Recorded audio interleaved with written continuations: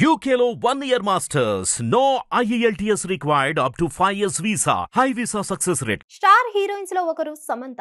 అక్కినేని నాగ చైతన్యతో విడిపోయిన తర్వాత సమాజంలో ఈమె ఎదుర్కొన్న అవమానాలు అన్నీ ఇన్ని కావు. ప్రేమించిన వ్యక్తి నుండి విడిపోయిన బాధతో పాటు సమాజంలో వచ్చే ఆటుపోట్లను ఎదుర్కోవడం అంటే ఎంత నరకప్రాయంగా ఉంటుందో ప్రత్యేకించి చెప్పనవసరం లేదు. ఇదే సమయంలో ఆమెకి మయోసైటిస్ వంటి ప్రాణాంతక వ్యాధి సోకడం, ఆ వ్యాధితో పోరాడి బయటపడడానికి 2 ఏళ్ల సమయం తీసుకోవడం వంటివి జరిగింది.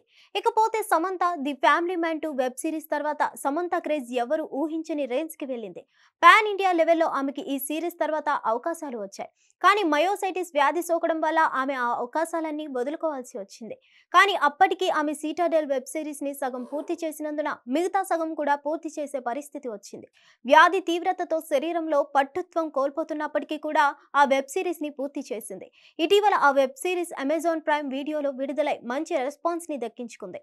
సిటాడెల్ వెబ్ సిరీస్ షూటింగ్ పూర్తయ్యాక ఏడాది పాటు విశ్రాంతి తీసుకున్న సమంత ఎట్టకేలకు ఈ మధ్యనే మళ్ళీ షూటింగ్స్ ని ప్రారంభించింది.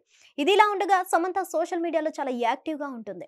ముఖ్యంగా ఇన్స్టాగ్రామ్ లో ఈమె తనకి సంబంధించిన ఫోటోలు, వీడియోలతో పాటుగా అప్పుడప్పుడు తన మనసులో ఉండే బాధని కొన్ని ఇంగ్లీష్ పద్యాల రూపంలో చెప్తూ ఉంటుంది.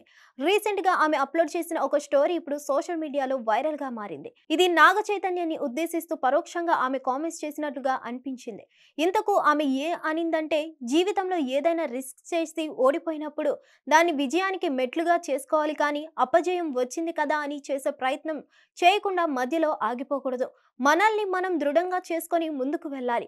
అప్పుడే మనల్ని నిందించే వారికి సమాధానం చెప్పొచ్చు అంటూ చెప్పుకొచ్చింది సమంత. హిట్ టీవీ యాప్ ని డౌన్లోడ్ చేసుకోండి. ఇందులో short news, live news, entertainment movies అన్ని అవైలబుల్ గా ఉన్నాయి. Please download Hit TV app. Hit TV app hit TV app ని ఫ్రీగా డౌన్లోడ్ చేసుకోండి.